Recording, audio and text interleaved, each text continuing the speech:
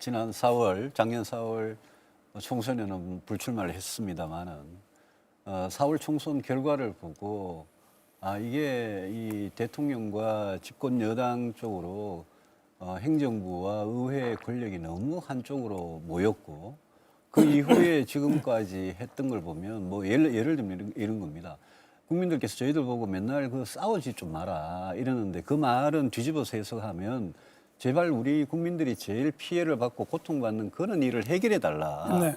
일자리, 코로나 극복, 주택 뭐 이런 건데 이 지난 4월 총선 이후에 21대 국회에서 했는 걸 보면 예컨대 공수처법이나 검찰총장 문제나 대북전단금지법이나 5.18법이나 이런 걸 보면 국민들께서 저 사람들은 총선 끝나고 나서 왜 우리 국민들하고 완전히 상관없는 정치를 처리할까? 저는 그 점이 굉장히 좀 문제였다. 정치가 그 본질로 못 들어가고 있다 생각합니다. 김 대표. 저는 일정하게 유 의원님 말씀에 동의하거든요. 그러니까 작년에 아마 국민 여러분들이 가장 잘 기억하실 게 9월 정기국회 아마 대국민 그러니까 대정부 질의할 때 거의 90%가 아마 추미애 장관, 윤석열 총장 관계 그래서 막 싸움판 나듯이 했고. 근데 이제 정치라고 하는 게 어차피 경쟁이고 또 싸움은 벌어질 수밖에 없고 경쟁이 좋은 경쟁이 되면 사실은 국민을 위해서 좋은 건데 근데 저는 좀 유감스러운 게 뭐냐면은 그 핵심이 이제 방금 말씀하신 민생 경쟁이 돼야 되는데 저희 당에서 그러니까 올해 초에 발의해서 그러니까 작년에 발의해서 올해 초에 통과시킨 법안이 중대재해법이 있습니다. 그러니까 1년에 한 2,400명의 노동자가 돌아가시고 10만 명이 이제 산재를 당하는 문제에 있어서 기업의 책임을 강화하는 법인데 중대재해 기업처벌법. 처벌법이죠. 근데 네. 법 이름이 중대재해 처벌 등에 관한 법률로 바뀌어서 그런데 그거는 저희가 열심히 싸웠는데 두 당은 안 싸우더라고요. 그래서 사실은 별 생각이 없었던 거죠.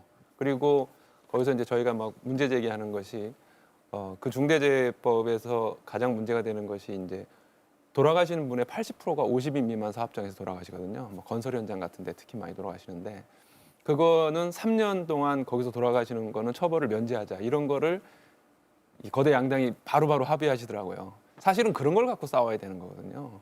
근데 그런 거 갖고 안 싸우고 그냥 권력 관계 뭐 이런 거로만 싸우니까 그런 것에 국민들이 염증을 내는 거 아닌가. 저는 그렇게 봅니다. 예, 유 의원께서 말씀하신 어떤 그런 부분만 있었던 건 아니고요. 그 부분도 분명히 저희들이 총선이나 대선 때 공약한 것을 하는 부분이니까 이 부분에 대해서는 야당도 일정 부분 자신들의 대안을 내놓고 토론을 하고 지금 방금 김종필 대표께서 말씀하신 대로 실질적으로 민생의 중요한 부분들을 큰 소위 주요 의제로 삼아서 토론하는 모습들을 국민들한테 보여주고 그 과정이 서로 간에 이 제도가 필요하구나를 합의하는 그런 계기를 못 만드는 것 그런 것도 역시 저희들이 부족함 또 전국 운영에 대한 총체적 책임을 져야 하는 여당으로서는 그 부분에 대해서 국민들한테 정말 죄송하다는 말씀드립니다. 뭐 한 걸음만 더 들어가면 지금 유승민 의원하고 김정철 대표의 핵심 지적은 예. 윤석열, 검찰, 공수처 뭐 1년 내내 그것만 하지 않았냐 이 지적에 대해서 그렇지는 않을 텐데 문제는 너희들이 하고 싶은 것에는 말하자면 올인하듯이 하고 실질적으로 김 대표가 주력하신 대로 국민들이 어느 곳에 보이지는 않지만 그만큼 절박한 절규에 대해서는 해답을 못 내놓지 않았냐라는 그 지적, 그 부분이 정치가 아무런 생산적인 역할을 못했다라는 그 지적이 아프다는 거죠. 그 제가 방금 이제 우리 김 대표님, 정의당 김 대표님 말씀하시는데 뭐 취지에는 제가 100번 동감을 하고 대신에 이제 중대재해 이 처벌 법, 이 법 같은 경우에는 마지막에 이제 법안을 좀 빨리 통과시키면서 그 문제를 지적하셨는데 근데 이 부분 저도 뭐 제가 의원 시절에도 산업안전보건법 관련해서 굉장히 관심이 많았고요. 산재로 사망하는 노동자가 이렇게 많은데 이 법을 통과시켜야 된다라는 건 맞는데 정의당에서 낸 법하고 민주당이 이번에 통과시킨 법이 저는 조금 너무 거칠었다. 이게 예방 쪽에 없고 기업주 처벌 쪽에 그게 많아서 그래서 뭐 그 부분을 오늘 뭐 길게 이야기할 건 아닌데 그 김부겸 전 의원님께서 김 의원님께서 그 민주당을 대표해서 나오셔서 오늘 뭐 굉장히 곤혹스러운 자리에 나와 주셨는데 예컨대 이런 겁니다. 총선이 끝나자마자 그 임대차 3법을 통과시켰단 말이에요. 예. 그게 부동산 대책을 24번을 하면서 임대차 법 통과시키고 나서 지금 전월세 문제가 더 심각해졌단 말입니다. 그래서 이런 거를 우리 야당 보고 야당이 대안을 제시 안 한다 이렇게 이제 이 민주당에서 말씀하실 게 아니라 야당이 평소에 공급이 중요하고 그러려면 재개발, 재건축 어떻게 해야 되고 세금과 규제만으로 부동산 문제 해결 안 된다. 이게 국민들이 지금 제일 분노하는 지점이다. 이러는데 180석을 얻은 여당이 그냥 야당도 없이 임대차 3법을 통과를 시켜버리니까 임대차 3법은 공수처법하고 달리 그거는 민생의 문제긴 하죠. 네. 근데 같은 민생의 문제를 어떻게 올바르게 정확하게 해결하느냐 이게 정치가 제대로 문제 해결을 하는 과정인데 저는 그런 점에서 국민들께서 지난 총선에 저희들 국민의힘이 정말 부족해가지고 저희들은 지지를 크게 못 받았습니다만은 근데 더불어민주당이 그 지지를 받아가지고 지난 4월 이후에 특히 6월에 개원되고 난 이후에 지금까지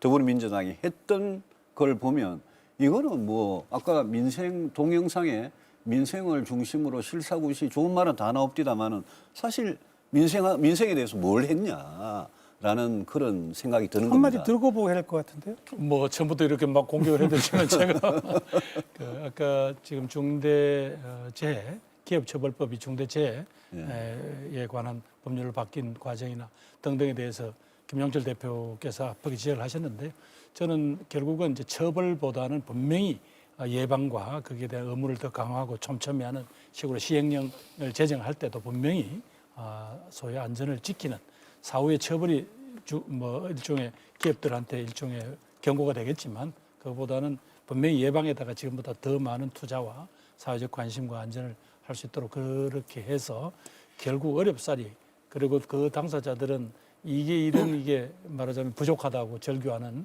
이 법의 그 허점을 메꾸고요. 또 시행을 해보다가 아까 말씀하신 대로 너무 허점이 많다 그러면 분명히 또 개정도 해야 될 것 같습니다. 네. 그다음에 유승민 의원께서 말씀하신 어떤 임대차 3법 등. 임대차 3법 부분에 물론 뭐 좋은 의도로 시작된 건 아시죠.